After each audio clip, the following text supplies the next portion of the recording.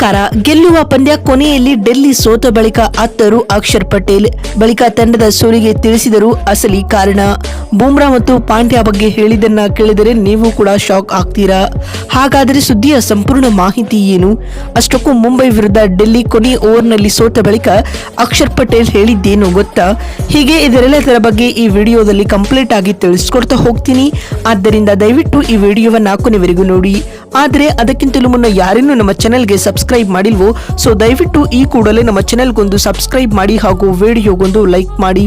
ಹೌದು, ನಿನ್ನೆ ದೆಹಲಿಯ ಅರುಣ್ ಜೇಟ್ಲಿ ಅಂಗಳದಲ್ಲಿ ನಡೆದ ಐಪಿಎಲ್ನ 29ನೇ ಪಂದ್ಯದಲ್ಲಿ ಮುಂಬೈ ವಿರುದ್ಧ ಡೆಲ್ಲಿ ಕ್ಯಾಪಿಟಲ್ಸ್ ತಂಡವು ಕೊನೆಯ ಓವರ್ನಲ್ಲಿ 12 ರನ್ಗಳ ರೋಚಕ ಸೋಲು ಕಂಡಿದೆ. ಇದರೊಂದಿಗೆ ಈ ಟೂರ್ನಿಯಲ್ಲಿ ಮೊದಲ ಸೋಲನ್ನ ಡೆಲ್ಲಿ ಕ್ಯಾಪಿಟಲ್ಸ್ ತಂಡ ಎದುರು ನೋಡಿದೆ ಸ್ನೇಹಿತರೆ.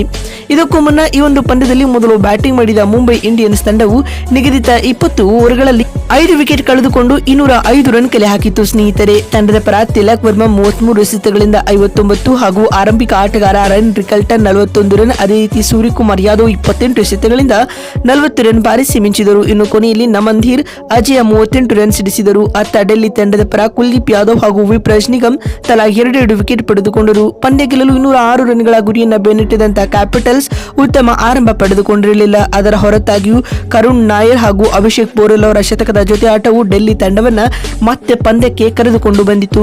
ಅಂತಿಮವಾಗಿ ಡೆಲ್ಲಿ ತಂಡ ಕೊನೆಯ 7 ಎಸೆತಗಳಲ್ಲಿ 13 ರನ್ಗಳಿದ್ದಾಗ ಸತತ 3 ರನ್ಔಟ್ಗಳಾಗುವ ಮೂಲಕ 19 ಓವರ್ಗಳಲ್ಲಿ ಕೇವಲ 193 ರನ್ ಕಲೆ ಹಾಕಿ ಆಲ್ಔಟ್ ಆಗಿತ್ತು ಸ್ನೇಹಿತರೆ. ಇದರೊಂದಿಗೆ ಕೊನೆಯಲ್ಲಿ 12 ರನ್ಗಳ ರೋಚಕ ಸೋಲನ್ನ ಡೆಲ್ಲಿ ತಂಡ ಎದುರಿಸಿದೆ.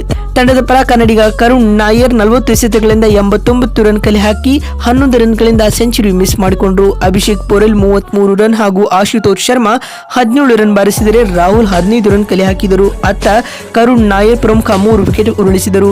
ಇನ್ನು ಮುಂಬೈ ವಿರುದ್ಧ ಡೆಲ್ಲಿ ಸೋತ ಬಳಿಕ ಮಾತನಾಡಿದ ಅಕ್ಷರ್ ಪಟೇಲ್ ರವರು ಭಾವುಕರಾಗಿ ಈ ರೀತಿಯಾಗಿ ಹೇಳಿದ್ದಾರೆ. ನನಗೆ ಇನ್ನೂ ಕೂಡ ನಂಬಲು ಸಾಧ್ಯವಾಗುತ್ತಿಲ್ಲ. ಡೆಲ್ಲಿ ತಂಡ ಈ ಪಂದ್ಯ ಸೋಲಲು ಹೇಗೆ ಸಾಧ್ಯ? ಕೊನೆಯ 9 ಎಸೆತಗಳಲ್ಲಿ 14 ರನ್ಗಳ ಅಗತ್ಯವಿರುತ್ತದೆ.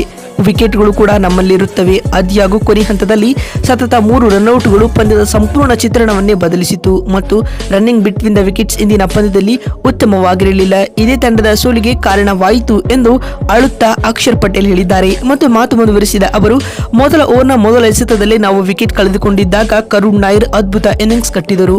ಹಲವು ಸಮಯದ ಬಳಿಕ ಇವರು ಕ್ರಿಕೆಟ್ ಆಡುತ್ತಿದ್ದರೂ ಕೂಡ ಅದ್ಭುತ ಆಟವಾಡಿ ನಮ್ಮ ತಂಡಕ್ಕೆ ಕಾನ್ಫಿಡೆನ್ಸ್ ತಂದುಕೊಟ್ಟಿದ್ದಾರೆ. ನಾವು ಈ ಪಂದ್ಯ ಸೋತಿರಬಹುದು, ಆದರೆ ಮುಂಬರುವ ಪಂದ್ಯಗಳಲ್ಲಿ ಕಮ್ಬ್ಯಾಕ್ ಮಾಡುವ ವಿಶ್ವಾಸ ನಮಗಿದೆ. ನಮ್ಮ ತಂಡದಲ್ಲಿ ಸ್ಟಾರ್ ಆಟಗಾರರಿದ್ದಾರೆ. ಹೀಗಾಗಿ ಈ ಸೋಲನ್ನ ಇಲ್ಲಿಯೇ ಬಿಟ್ಟುಕೊಟ್ಟು ಮುಂಬರುವ ಪಂದ್ಯದತ್ತ ಗಮನ ಹರಿಸಲಿದ್ದೇವೆ ಎಂದು ಅಕ್ಷರ್ ತಿಳಿಸಿದ್ದಾರೆ. ಮತ್ತು ಮಾತು ಮುಂದುವರಿಸಿದ ಅವರು, ಆದರೂ ಕೂಡ ಕೊನೆಯಲ್ಲಿ ಜಸ್ಪ್ರೀತ್ ಬುಮ್ರಾ ಹಾಗೂ ಹಾರ್ದಿಕ್ ಪಾಂಡ್ಯವರ ಗೇಮ್ ಪ್ಲಾನ್ ವರ್ಕೌಟ್ ಆಯಿತು ಎಂದು ಹೇಳುವ ಮೂಲಕ ಇವರಿಬ್ಬರ ಕುರಿತು ಒಳ್ಳೆಯ ಅಭಿಪ್ರಾಯವನ್ನ ಅಕ್ಷರ್ ನೀಡಿದ್ದಾರೆ ಸ್ನೇಹಿತರೆ. ಮತ್ತೊಂದು ವಿಡಿಯೋದಲ್ಲಿ ಸಿಗ್ತೀನಿ. ಅಲ್ಲಿವರೆಗೂ ನಮಸ್ಕಾರ, ಧನ್ಯವಾದಗಳು.